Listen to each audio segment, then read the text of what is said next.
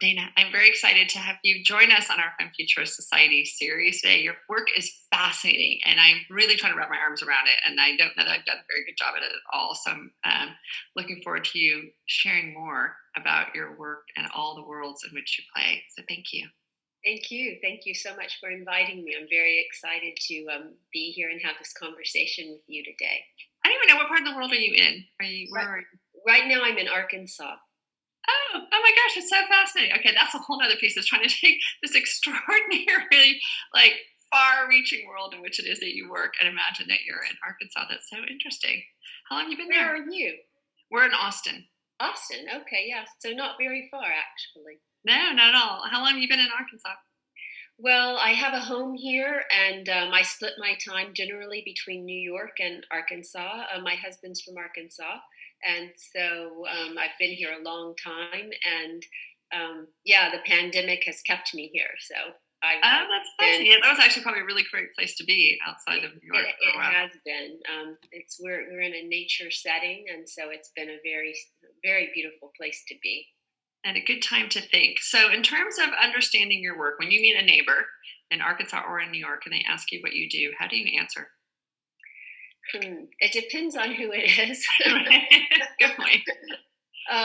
Well, because I started off in psychology, so I guess I could answer this by just giving a little background to how I even came to futures studies. Okay. And it was because I was in psychology and I was very interested in the wellness end, applying Abraham Maslow's theories of self-actualization and being values to working with individuals.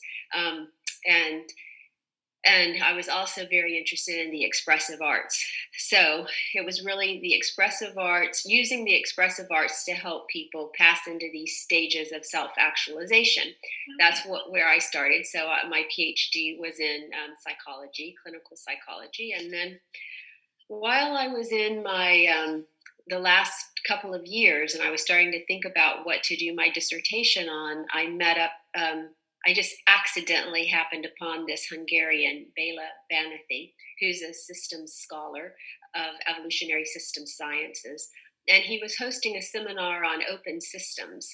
And I was like, open systems, what is that? And I just kind of wandered in and I started listening to all the stuff that, had to do at the time about just what we have now, a lot of these open systems and open, government, etc. But it was new at that time. And I started to think about his work. It's called Evolutionary Guidance Systems Design.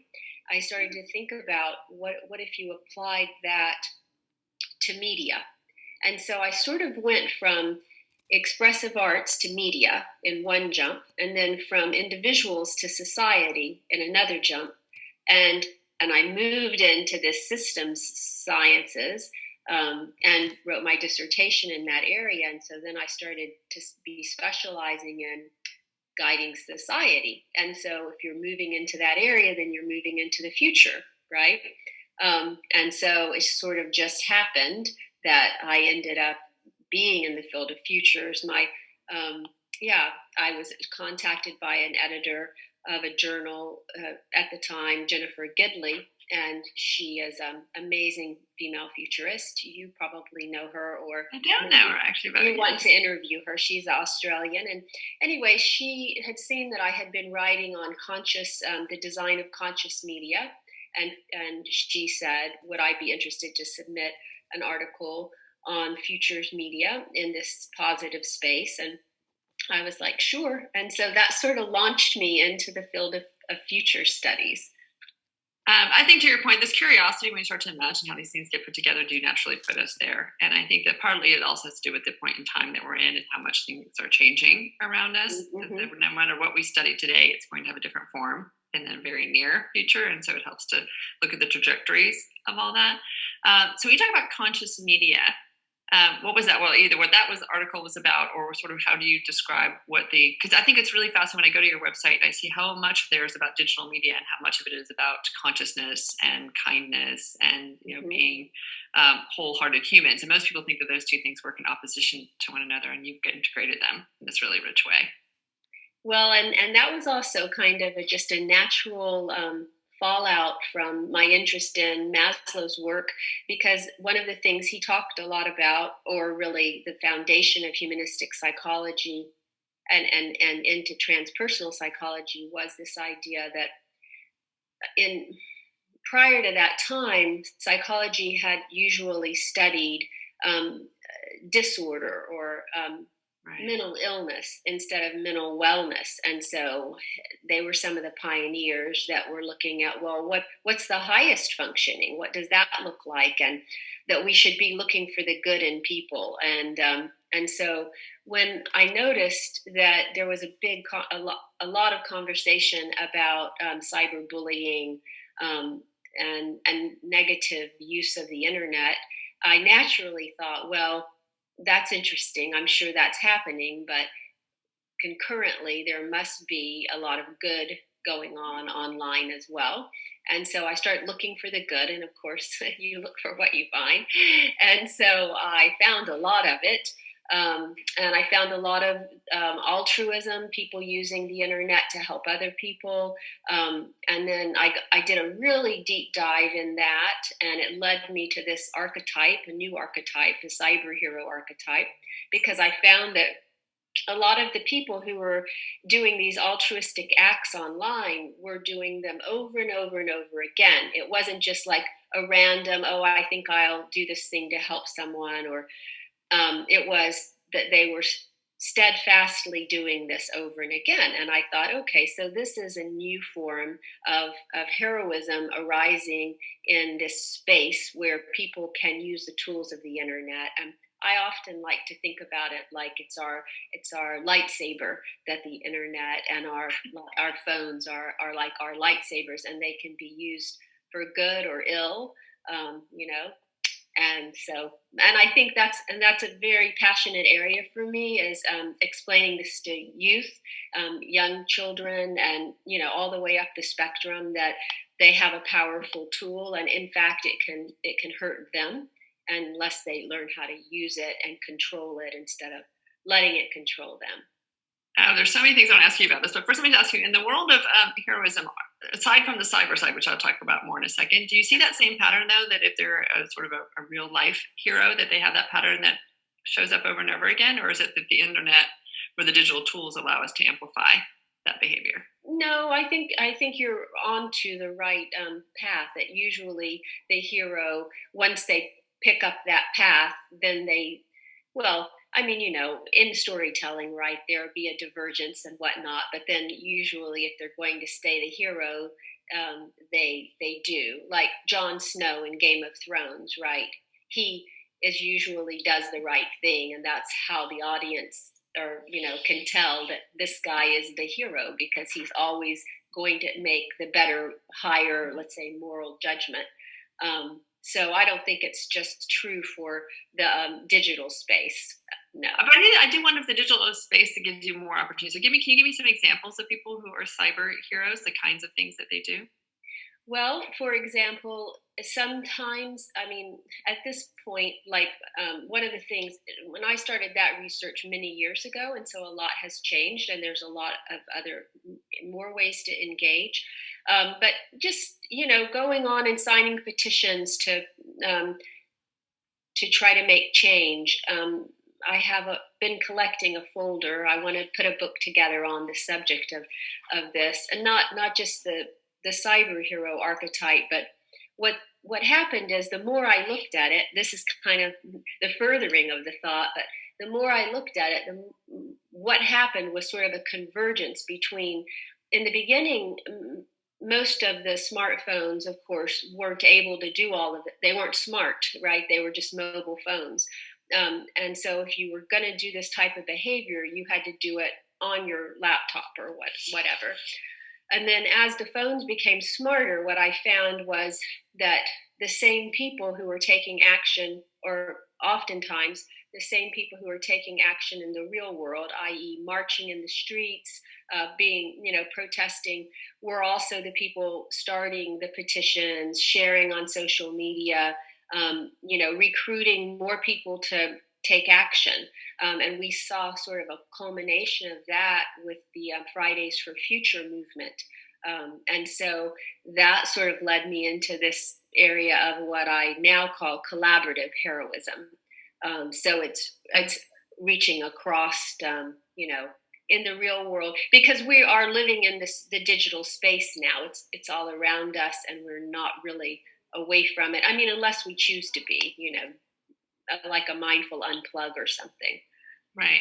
Right. So I think interesting. So I guess part of my takeaway from this is that I do think that the internet slash digital world does give us more opportunities, because I think the difference between marching in the street and signing a petition online is so different.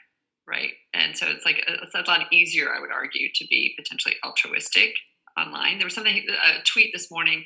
Someone had tweeted something personal. I don't know who this woman was, but she said something, and I started writing a very comforting note back to a stranger on Twitter, and I'm like, Yeah. she's really this certainly to hear from me this morning. Cyber kindness. But it is this, you feel this need to do this. And it's funny, we actually also then talk about, my son and I, one of my sons, about I get all of the really sort of sad stories on Twitter where I feel this need to want to go in and comfort someone, or at least psychologically or psychically do it. I don't know if they feel it or not.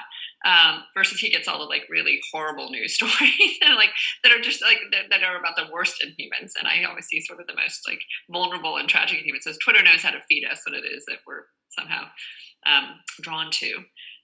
So again, it just becomes more and more of a pattern where you are invited to do this, I think, more often in the digital world, which I think is an interesting thing to think about in terms of what it says about me. How do I feel about myself? Do I think of myself as a kind and giving and action-oriented and supportive person? And I would argue probably more in the digital world than necessarily in the real world. So it's kind of fascinating to think about self-image as reflected through our actions in those two environments. It is. And I also think it's fascinating when you talk about kids, because I think that that's one of the really big questions, right? Is how they see themselves, how they work through their experiences as they're moving across all of these domains. I mean, in their world, it's not this versus that, right? To your point, it is all connected. They're digital natives, and so it's not anything like it is for us. Because we remember a world without it. And so when you're born in it, that's your, the air you breathe or whatnot. So. But it's increasingly so. I mean, that's part that's so interesting, right? My kids were born with a certain technology that I didn't have, but then they will even look at younger children who were born in an even more, immersive world technologically. And then generation after that will be so as well. So we start to imagine the worlds of virtual reality and not so much augmented reality, but really virtual reality, in the sense that we would really find ourselves connecting and playing. And I'm just trying to figure so when you look at that world, what do you see as we're heading into? What excites you about that, and what maybe concerns you about that? Because I do think we hold the paradox of both, right? Yeah, it goes back to that lightsaber. I think that it goes back to literacy and education, and that we really need to bump that up in our school systems worldwide, because the digital world does span all of our sectors, from politics to economics, to everything you can think about has been impacted.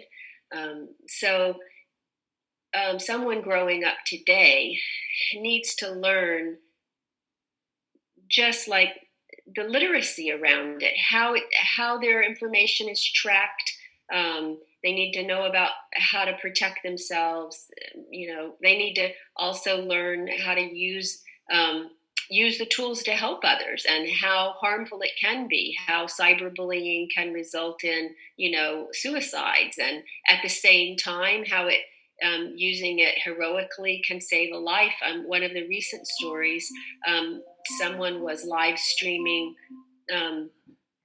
two young, I think teens, and one of them fell on their four-wheeler, I believe it was, and they were trapped on the four-wheeler. And the other, across, I don't know how far away it was, but the other one stayed on the line and got help, and it ended up, potentially saving this kid's life. The fact that someone on the other side kept watching and took action.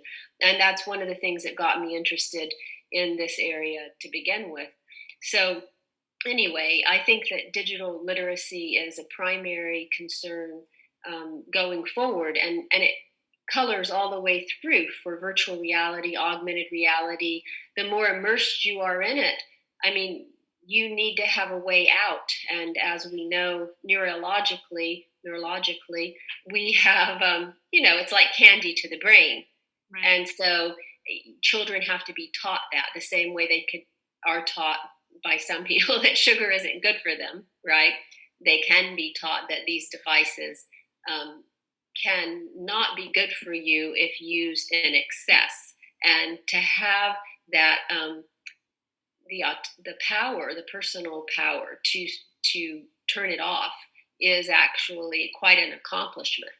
Yeah, but the thing that I talk about too in this role, Dana, which I think is really important, the same way that it worked with sugar and fat manufacturers, or the same thing that we see in social media, that there are ways to build this that it is very addictive. The thing I talk about is when people talk about 13-year-olds or 12-year-olds being addicted to their machines, I mean, billions of dollars worth of data scientists or science time have been put in to do that. Like, it's yes. designed to be as addictive as possible, right? So we hope that a child is going to be able to go, no, I am more, understanding and fortitude. My brain is fully functioning and I can understand what you're doing to me right now. Like, that just doesn't happen. And so, yes, we do want to navigate that and help that more. But I think that it's also the onus on the creators of these technologies to be much more responsible with them. And the people who support them as advertisers also are held responsible for that.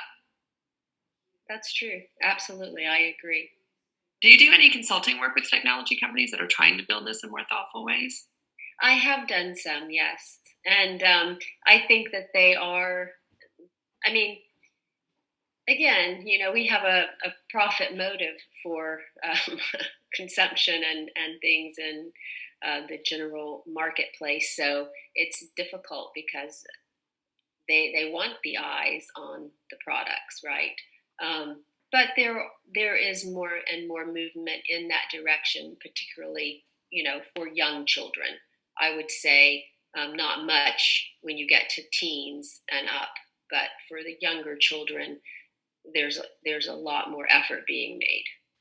I guess the way I look at it is that at the beginning of the Industrial Revolution, we realized, holy heck, we need to put in labor laws so that children aren't exploited in our factories. We need to put in environmental laws so we don't keep spewing dirt into the world, right? We need to build education systems that allow kids or people to transition from the farm to the factory. So I think that we're in a moment in time where we just haven't thought through enough. I mean, certainly not enough, but probably not at all.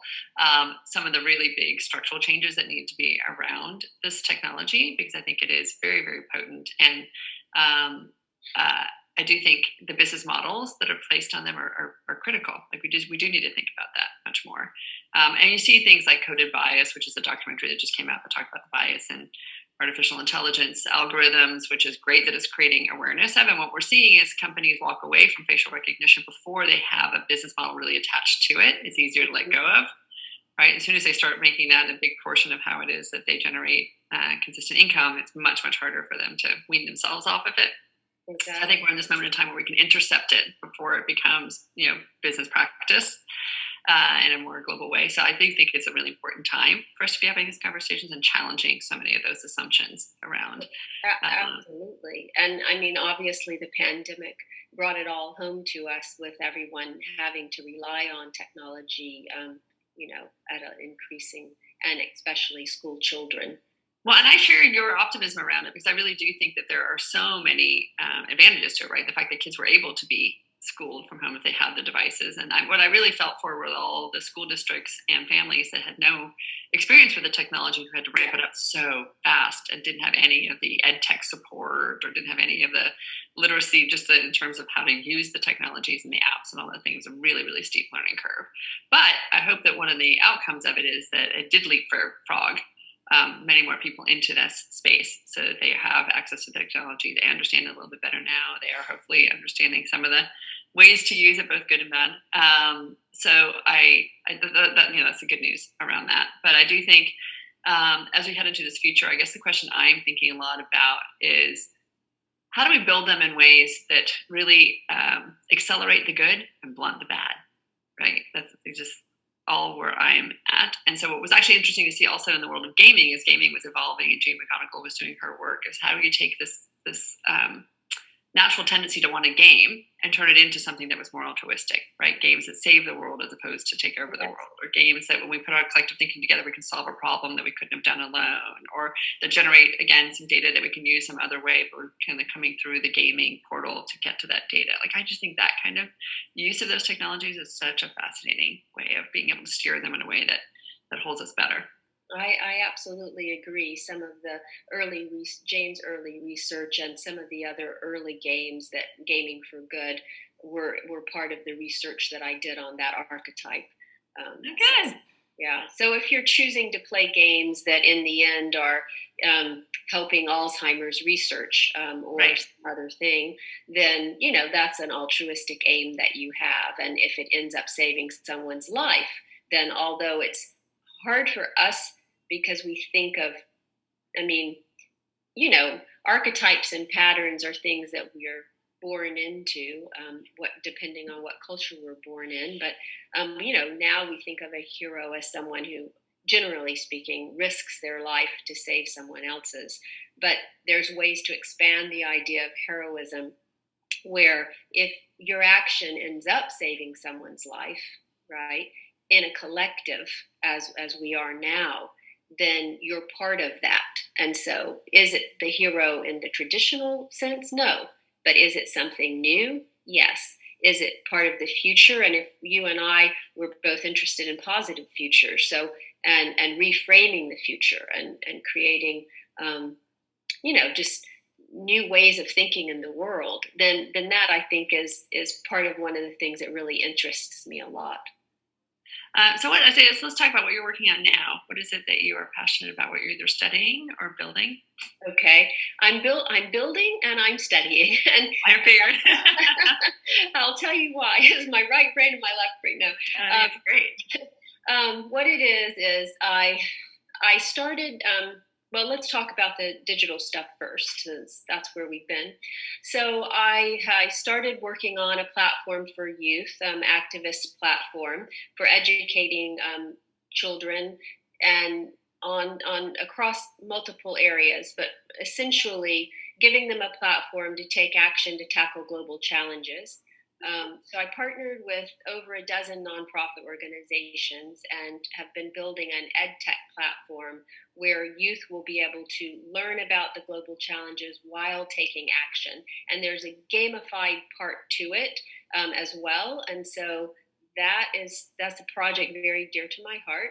And then away from that, well, tell me before we do the next one. What is the timeline on that in terms of its development and when the world will know what it is? Okay. Well, the timeline, it's been in process for quite a while. I run into several developmental hurdles along the way, as you know how that goes. That's part of the process, right? But we're looking to have a product functional by July. So it's coming soon. Yes. Yay! Okay, cool. Well, we have to circle back. I'm assuming you don't want to tell us the name or anything about it until then, but we should circle back with you. Okay. That sounds great. More. Yeah. Okay, cool. Great. Well, very excited to know about that one. What age is that for? What range? 8 to 12. Perfect. Tweens. Yeah. Great. That is my colleague Emma's got 12-year-old boys, so she will be excited to hear about this. Yeah. All right. So then the next project. So then the research that I'm working on started last year about this time when the pandemic struck. I just was thinking about my psychology part got triggered, and I was thinking, well, I wonder how people are going to get through this. Like, what character strengths, back to Maslow and all of that, what character strengths and virtues are people going to have to source within themselves in order to get to the other side of this? And so I launched a survey or questionnaire research study online to ask just how which character strengths are you using to get through this? And I threw a few media related questions in there, such as like, have you posted anything uplifting online? Because one of the things that also triggered this research was, you remember in the beginning of the pandemic, I mean, even in China, but definitely in Italy, they were singing from the balconies, playing instruments to try to boost morale, and so that caught my attention, and I thought, okay, this is part of what we're doing to keep our spirits lifted. And so that survey now, it's still running, and if but I am wrapping it up. I'm going to be presenting it at the American Psychological Association's conference in August, and so that's when the research will be out. But what's one of the things that's been interesting so far is to see creativity keep coming up as one of the things people are using to get through this pandemic. I mean, I'm not going to say a whole lot about it, but I mean, that's been, very interesting to me. Oh, I'm excited to hear more too. I remember actually going to an APA conference when I was in college, and I was a psychology double major, and it was a big deal to go to the APA conference in New Orleans and to see all the work in progress. So I'm cool. I'm excited to learn more about that too, because I think this whole idea about resilience, right? We need to move on from not move on, but like deepen our understanding of that word. Yeah. And the way I talk about it, again, there's the individual side of it, the personal side of it, and then there's the systems side of it, right? As we think a lot about who has our back currently inside our homes, inside our employers, inside the brands that we buy, and the retailers that we trust, and our government and our communities. I think there's a lot in which we have been evaluating and understanding and trying to make sense of in the last year. And I think I go back to what you were talking earlier about the systems piece of it. I mean, there just is a big piece of how we, or as individuals, are walking through these worlds in real time and in digital space and into the future, in which I really want the systems to hold us well. And that's why I think this work that you do that integrates transpersonal psychology with the digital world, with the arts world, with our own personal understanding of ourselves, I think is really critical. So I guess if we were going to wrap this up a little bit, like some of the key things that you have learned in your work that you think that we are not paying enough attention to, or that we would be benefit from knowing more. And that's a really big question to ask, but I feel like you hold this like vault of amazing information, Dan. I'm trying to like pull out treasures of it the rest of us can learn from.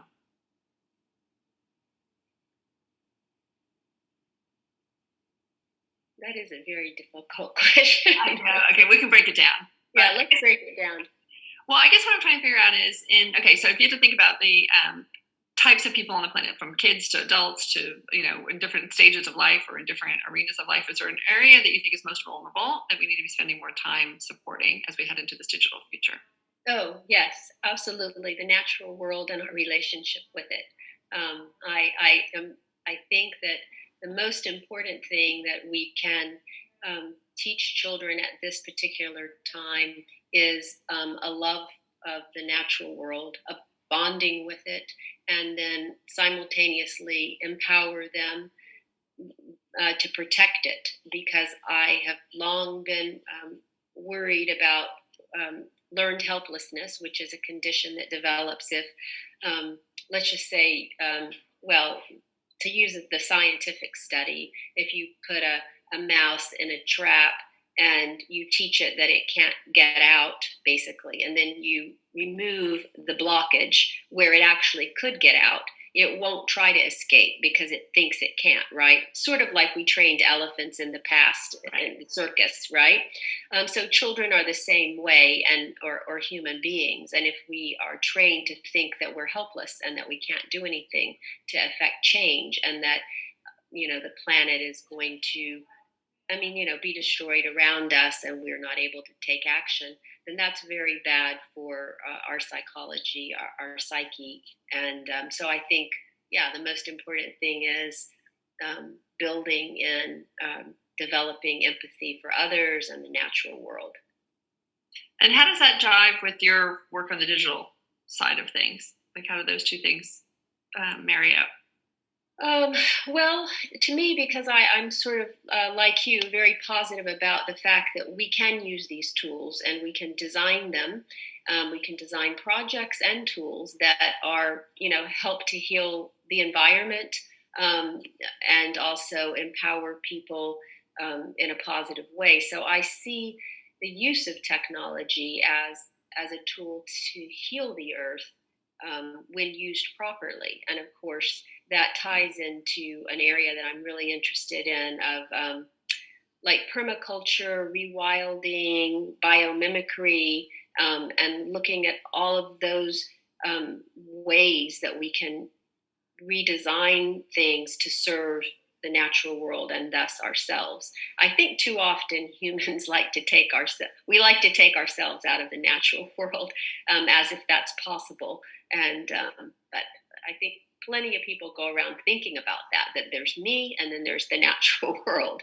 But in fact, every breath we take, right, is reminding us that no, we are part of the natural world. So yeah, I'm positive in the sense that I feel like the digital world and technology in general can support this change and this movement towards what I like to call planetary consciousness. That's a nice way of describing it. Yeah. Where do you think we've got the greatest leverage point with that? I'm assuming really young children, right? We need to start there because I think trying to reprogram people at this point. First of all, let me just say the learned helplessness thing I think is really fascinating to remember. Like I remember studying that years and years ago and hadn't thought about it since. And so I just gave a TEDx talk to college students that was all about creating the future that you want to see and really empowering them to realize that the stories aren't being told all around us. Like we are the stories, right? We don't have to just take everybody else's word for how this is all going to turn out, and that we're actually much more empowered than we think. And I didn't realize that this is what I'm combating. Is this fear that I have around the learned helplessness thing. So thank you for putting that in perspective for me. But I do think that I've run TEDx events for a long time, and it was always harder with adults than it was with college kids, and it was harder with college kids than it is with high school kids. It's harder with high school kids than it is with middle school kids. And so I think the younger and younger you can get to this awakening for them that hopefully doesn't get crushed by others around them. Right? Yeah. And you want to instill this in them and have them feel as though they're learning something that doesn't get robbed from them.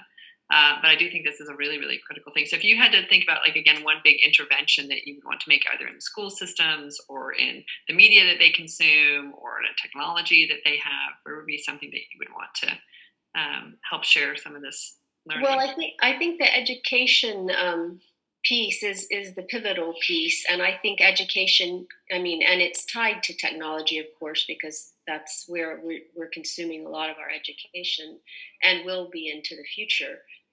But I feel like education can be redesigned so that, in my imagination, and I'm sure in yours, you can see it. I think everything that we need to learn or that it's being taught could be taught through the lens of the natural world. That we need just a total restructuring of the way we think about what it means to be educated. And that if we could do that, then we could build generations with not only just resilience, but also with this idea of the anti-fragility, where you grow stronger when you are under pressure. Because many things in the natural world are able to do that.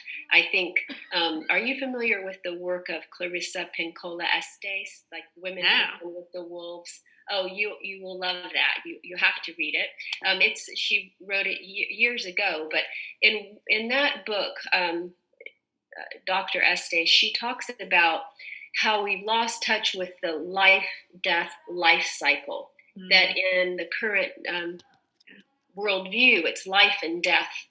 And in fact, in nature, nothing's like that. It's the life-death life cycle. And that we need to, that regenerative function, it needs to be part of the way that I think our education system builds in, because we are going to face a lot of complex global challenges, and the climate crisis is real, and we don't know how quickly governments will act, or how we don't know what we can do to make change, but we're obviously trying and we're going to do our best. But if worst case scenarios happen, just like, let's say, the pandemic is a kind of a worst case scenario, if we have that strength, then we can get through it, and then the next generation will go on, and that that's what's important.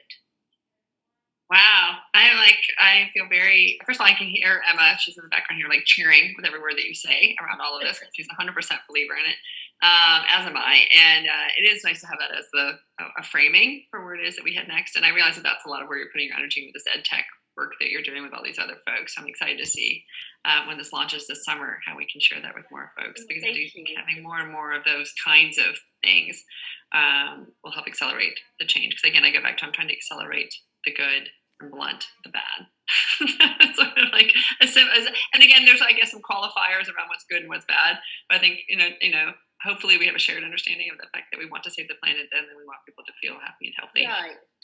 Kindness is kindness. So right. Everyone knows what kindness is. Kindness. Everyone knows what kindness feels like. So I was just like, what was the first word? My God. Yes. Well, thank you so much for sharing so much of your work and your time.